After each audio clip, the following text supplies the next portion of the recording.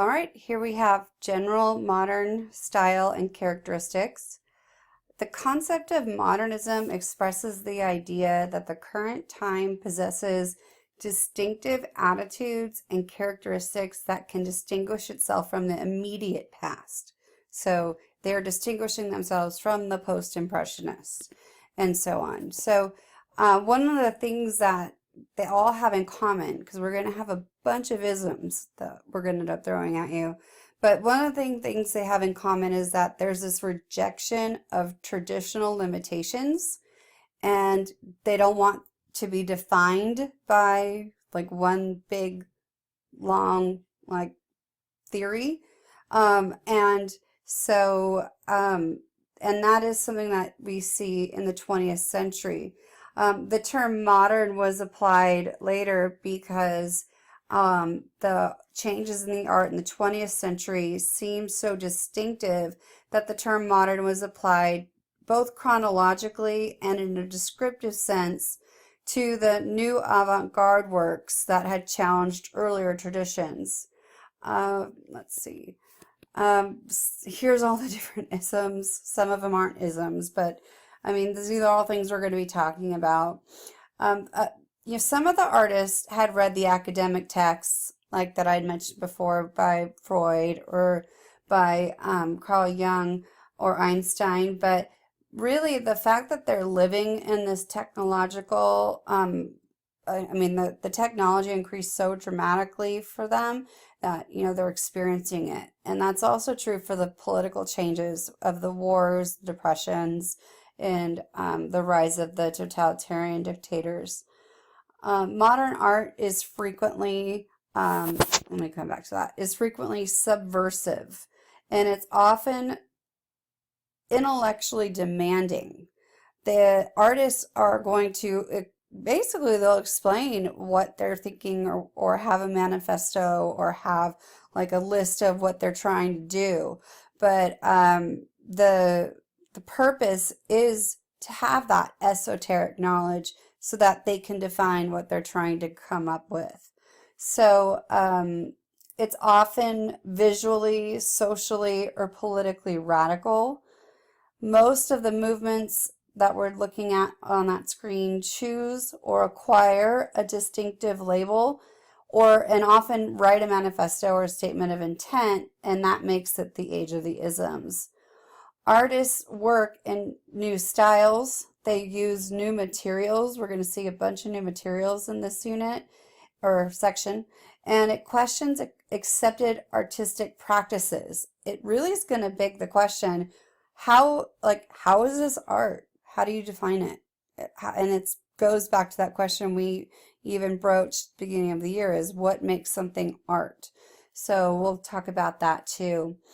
Patronage becomes much less significant, and that's because the artists were painting or creating things that they liked and was selling it based on their name. The only real patronage we do see is in architecture and public sculpture, and that would rely on commissions.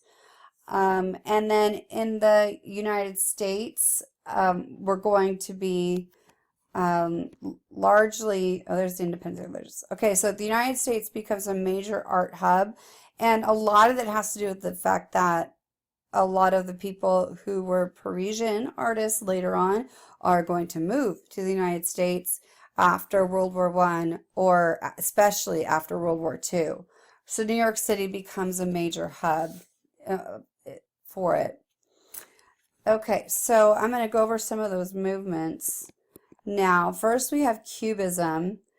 And Cubism, of all the modern art isms prior to World War I, Cubism is the most influential. And it is characterized by the reduction and fragmentation of normal forms into abstract, often geometric structures, usually rendered as a set of discrete planes. I know that sounds like a lot, but just a little more background with primitivism. that ties into Cubism because the art is beyond the European tradition, and this is a time when we have the towards the end of imperialism, where we are seeing a lot of art coming in from Africa and Asia, and so the that term, it is a negative connotation, but that's not, they didn't see that as negative, but they believed that this less civilized, less developed, and simpler societies were part of these primitive groups of people. So Western artists exploit those cultures of the primitive peoples in order to amplify ideas about themselves. So many modern artists represent other cultures and appropriate their art without having a true understanding or even caring to understand about how those cultures actually function. They're just extrapolating and liking what they see and adding it to their own art. And that is really particularly the case with Picasso, because Picasso will be part of the beginning of the Cubist movement. And so let's see, with the color palette, it's reduced because artists are primarily concerned with form, and form is going to have a flattened space. There's no more chiaroscuro, there's no more atmospheric perspective or trompe-l'oeil. It looks completely flat. And then it's also can be fragmented, and the intent is to have like multiple perspectives on there.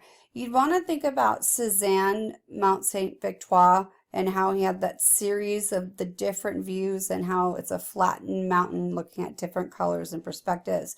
So they're going to build on Cézanne and take it even further. And then the two main artists that we talk about is Picasso and Braque. Braque is a little bit more involved in the analytic cubism, and that'll lend itself later on to other artists. But we'll talk about both those artists when we get there. So the way that the cubism the artist did is you'd want to think of a paper cup that you could tear up. So like the Cézanne would have painted it by altering his perspective by either adjusting the distance or shifting slightly from right to left and paint it. But Cubism doesn't do that. They're going to tear the paper cup into small pieces and put them on the flat canvas and paint what they saw on the flat canvas.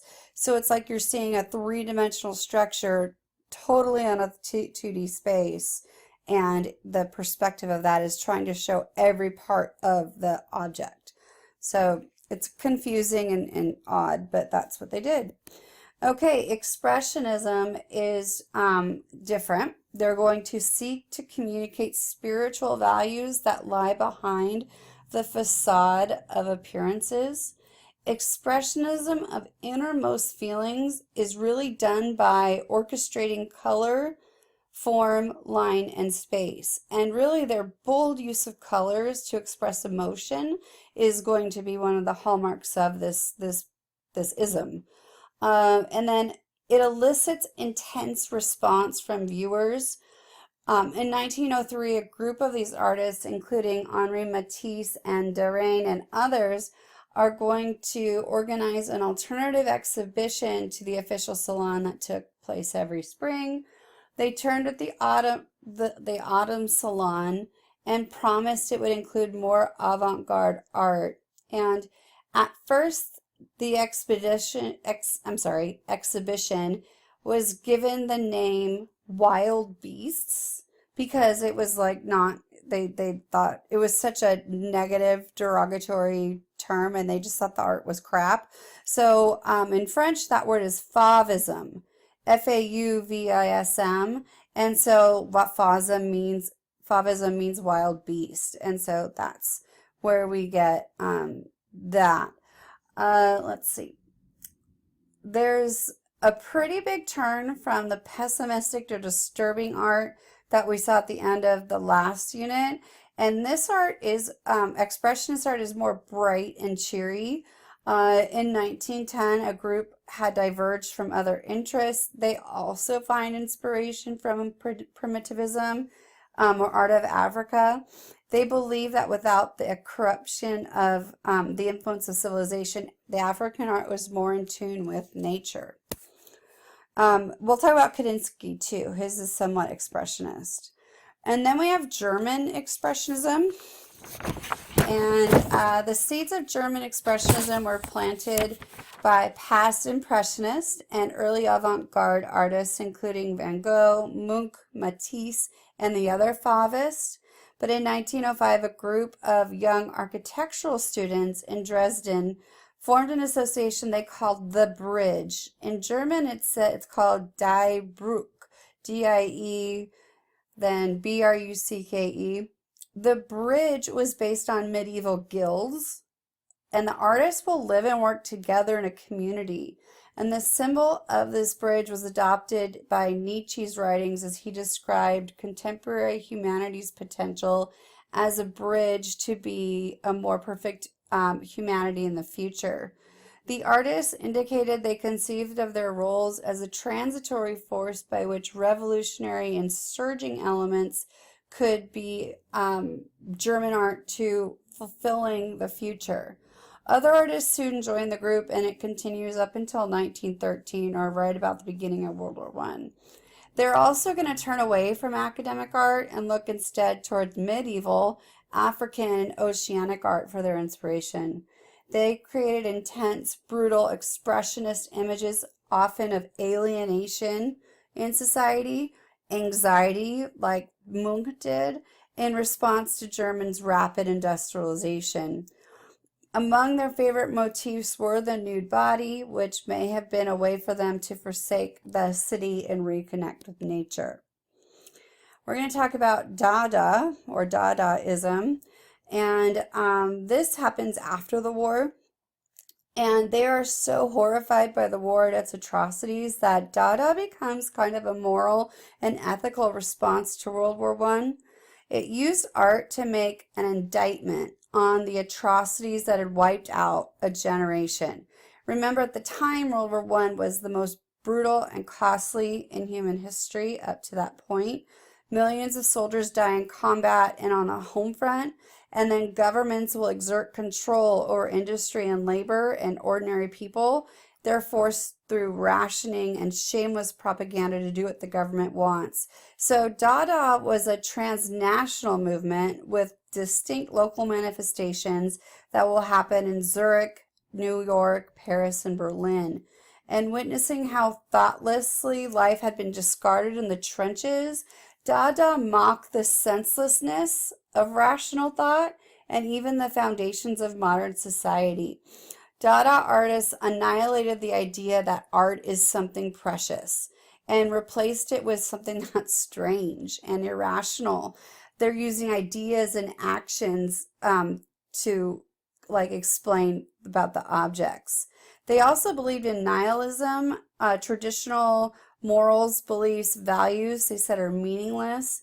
They have disdain for convention and tradition. And Dada really is conceptual.